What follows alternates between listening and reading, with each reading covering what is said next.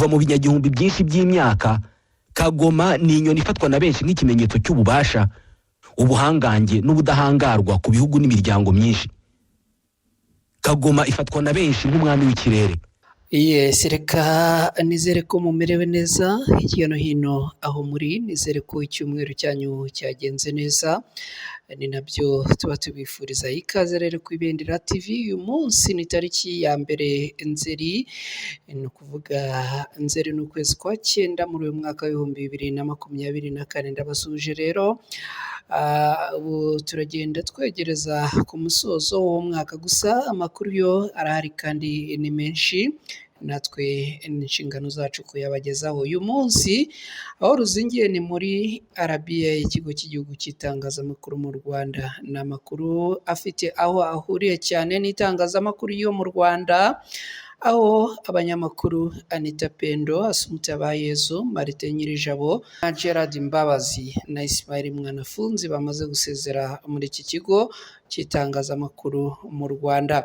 Ikaze mwese ku Ibendera TV, nitwa na Cretin Hirushwa. Ndabibutsa gukora like, share na subscribe kuri channel yacu, ari nako mbashimira mwe mwamaze kubikora mukinjira mu muryango mugari wacu ku Ibendera TV. Turabashimiye cyane. Mu kigo cy'igihugu cy'itangazamakuru mu Rwanda, abanyamakuru bari gusezera akazi umusubirizo. Kuri iki cyumweru turabatangariza ko nyuma ya Anita Pendo wamaze gusezera akerekeza kuri radiyo ya Kiss FM, ubu abandi barimo na Mwanafunzi bamaze gusezera. Reka tubabwire urutonde rwose rw'abamaze gusezera. Ku ikubitiro habanje Anita Pendo.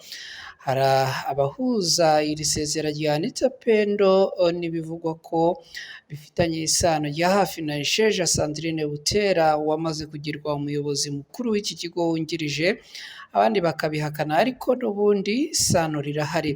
Dore uko byagenze kugira ngo bigende gutya. Sandrine Isheja Butera yahawe akazi muri RBA avuye kuri radiyo ya Kiss FM. Bivuze ko aho yakoraga hahise habamo icyuho, bivuze kandi ko byari ngombwa ko hashakwa umusimbura wo kuziba iki cyuho. Byabaye ngombwa rero ko uyu Anita Pendo ahita ahabwa umwanya akerekeza kuri Kiss FM gukora ikiganiro Sandrine Isheja yajyaga akora, agakorana na Rusine Patrick ndetse na Andi Bumuntu. Anita Pendo rero byahise biba ngombwa ko yangajwa akajya kuri Kiss FM. Ngiri isano bavuga cyangwa se twavuga ko riri hagati y'igenda rya Anita Pendo no kuza muri RBA kwa Sandrine Isheja. Reka noneho tugere ku munyamakuru rurangiranwa Ismail Mwanafunzi. Uyu isezera rye muri RBA turarihuza no kuba itangazamakuru rifite amafaranga make, gusa umuntu akibaza ubukene nanone mu kigo cy'igihugu cy'itangazamakuru ugasanga bitumvikana. Ntabwo rero Ismail Mwanafunzi yasezeye kubera ko RBA yabuze amafaranga yo kumuhemba, ahubwo yasezeye kubera amafaranga agenwa na leta mu kigo cy'igihugu cy'itangazamakuru yo guhemba abakozi. Amakuru avuga ko uyu Ismail Mwanafunzi yasezeye kugira ngo ajye kwikorera ku giti cye, aho bishoboka ko yakoze imibare akabona ariho azajya abona cyangwa se yinjiza amafaranga menshi. Muramuzi mu biganiro bitandukanye, muramuzi ku ijwi rye ritandukanye n'ay'abandi benshi, muramuzi kandi ubuhanga agenda agaragaza mu byo akora. Uyu rero bikaba bivugwa ko yagiye kwikorera, ahanini akaba agiye kuzamura channel ye, ahanini kandi akaba agiye kujya akora ibyegeranyo ku ruhande. Bivugwa ko afite imishinga agiye gukora itandukanye, harimo kuzamura YouTube channel ye, ariko bikanavugwa ko agiye kujya akora ibyegeranyo bitandukanye maze amakampani n'ibigo bitandukanye bikamwishyura ku ruhande. Uyu yamenyekanye mu byegeranyo bitandukanye anyuza mu kiganiro wari uzi ko kuri radiyo Rwanda, ndetse no gusoma amakuru byose akaba yamaze kubisezera akajya akwikorera nk'uko nyine twari tubibatangarije haruguru. gusa ariko ibi bivuze ko wari uzi ko ashobora gukomeza kujya ayikora ariko akishyurwa atari umukozi uhoraho muri RBA cyangwa se mu kigo cy'igihugu cy'itangazamakuru, dore ko azajya abikora nk'uko bigenda bivugwa hirya no hino. Bivuze ko azajya akora ikiganiro akishyurwa hanyuma akikomereza. Iki kiganiro ashobora kujya agikora ari iwe mu rugo cyangwa se ari ahandi hantu, bivuze ko ibyo kujya ajya ku kazi buri munsi kuri RBA ibyo bitakiriho.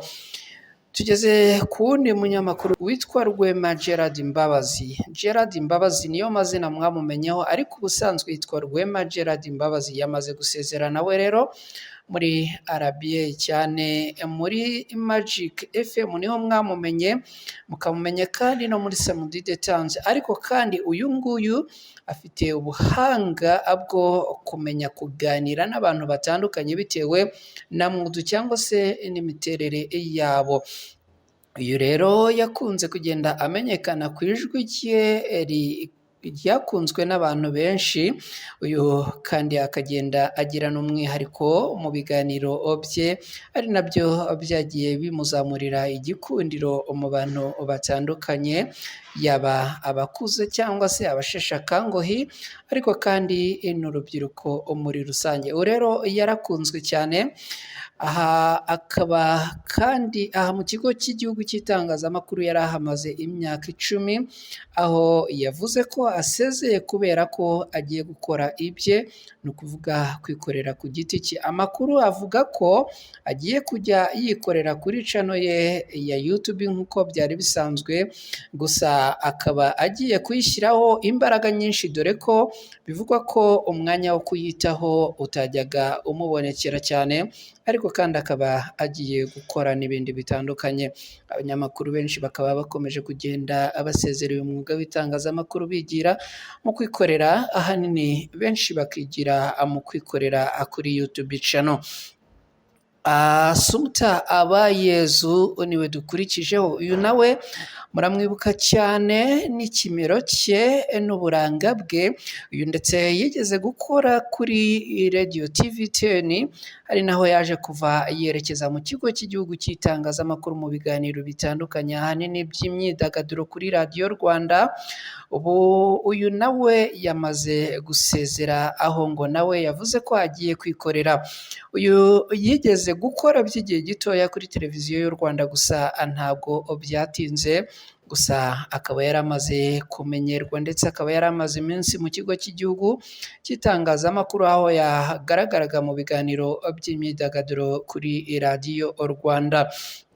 Uyu nta byinshi turi bumuvugeho kuko we amakuru ye menshi ntabwo yigeze ayashyira hanze cyane, gusa nawe akaba yamaze gutera umugongo agasezera iki kigo cy'igihugu cy'itangazamakuru mu Rwanda RBA. Reka rero tugaruke cyangwa se tunavuge no ku munyamakuru Martin Nyirijabo. Martin Nyirijabo muramuzi cyane mu makuru kuri Radio Rwanda. Uyu nawe yamaze gusezera. Uyu ni umunyamakuru wamenyekanye cyane mu bijyanye no gusoma cyangwa se gupresenta amakuru kuri Radio Rwanda, ndetse akaba ari no mu banyamakuru bari bamaze igihe kuri Radio Rwanda. Amakuru ahari ni uko uyu nawe yamaze gusezera. Isezera rye rikaba ari dafite na gato aho rihuriye n'aba bandi, kubera ko we amakuru avuga ko yasezeye kubera ko yamaze kubona akazi mu kindi kigo cya leta, aho yaba agiye guhembwa ibifaranga byinshi bitandukanye n'ayo yahembwaga muri Rwanda Broadcasting Agency cyangwa se ikigo cy'igihugu cy'itangazamakuru. Aba bose rero yaba Anita Pendo, Assumpta Abayezu, Martin Nyirijabo, Gerard Mbabazi Isori na Ismail Mwanafunzi baje biyongera ku bandi banyamakuru bakomeje gutera umugongo umwuga w'itangazamakuru mu Rwanda, kubera ko ngo amafaranga ahaba ari makeya. Icyitonderwa munyumve neza, ntabwo aba bose basezeye muri RBA kubera Sandrine Isheja Butera wamaze kugirwa umuyobozi mukuru w'iki kigo wungirije, ahubwo abangaba bagiye basezera ku mpamvu zitandukanye nk'uko twagiye tubigarukaho hejuru.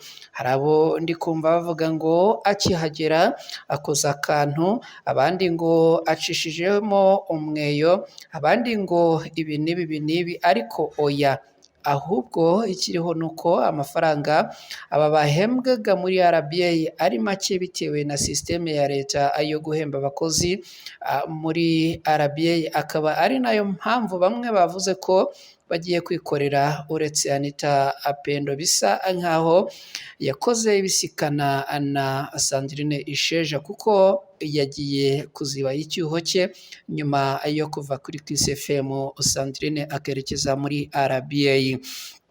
Reka rero dufate uyu mwanya tubashimire cyane mwe muduha umwanya wanyu mukadukurikira, mugakurikira Ibendera TV, muri abantu b'agaciro. Ndagira ngo mbashimire cyane kandi mubyumve ko bivuye ku mutima. Umusanzu wanyu ku Ibendera TV ni ingirakamaro, kandi n'ibitekerezo mugenda muduha nibyo bituma tuboneza tugenda dutera intambwe mu byifuzo byanyu. Ni ibintu rero by'agaciro umunsi ku munsi. Ndabashimira kandi nzakomeza kubikora kubera ko abakora ibyiza ni abo gushimwa. Ndabifuriza kubaho neza, ndabifuriza kugira amahoro, ndabashimiye cyane. Reka mbasezereho mbizeza ko inkuru ku Ibendera TV ari akagaruka. Nitwa na Cretin Ntirushwa, mugire amahoro.